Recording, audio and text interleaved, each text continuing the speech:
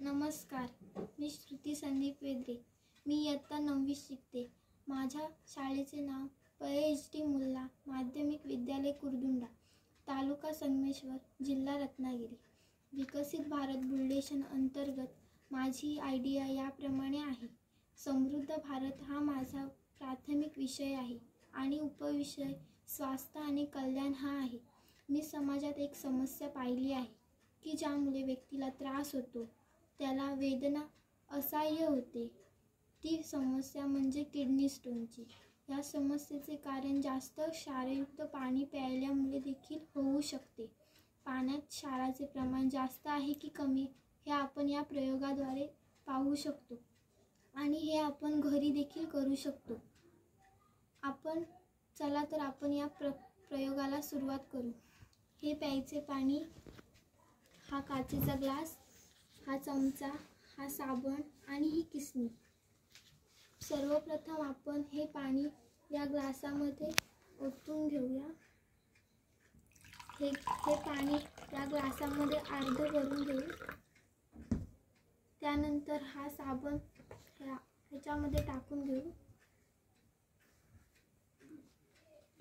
आपण या पाण्यामध्ये टाकून घेतला आहे. नंतर या चमच्याच्या साहाय्याने हे ढवळून घेऊ.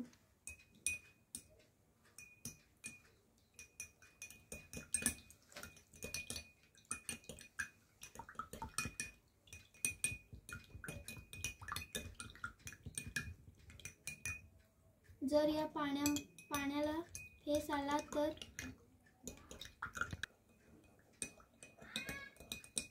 हे पाणी फेस येईपर्यंत ढवळत राहावे. जर या पाण्याला फेस आला तर हे पाणी पिण्यास योग्य आहे असे समजू आणि जर या पाण्याला फेस आला नाही तर ते पाणी पिण्यास योग्य नाही असे समजू.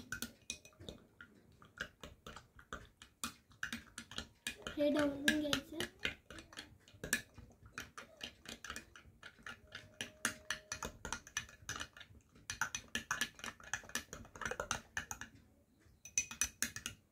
हे पहा, या पाण्याला फेस आला आहे म्हणजे या पाण्यामध्ये क्षाराचे प्रमाण कमी आहे, म्हणजे हे पाणी पिण्यास योग्य आहे. आणि जर या पाण्याला फेस आला नसता तर हे पाणी पिण्यास योग्य नाही, म्हणजे क्षाराचे प्रमाण जास्त असते. या प्रयोगामुळे एक गोष्ट समजते की जास्त क्षारयुक्त पाणी प्यायल्याने किडनी स्टोनची समस्या उद्भवते. म्हणून जास्त क्षारयुक्त पाणी पिऊ नये. धन्यवाद.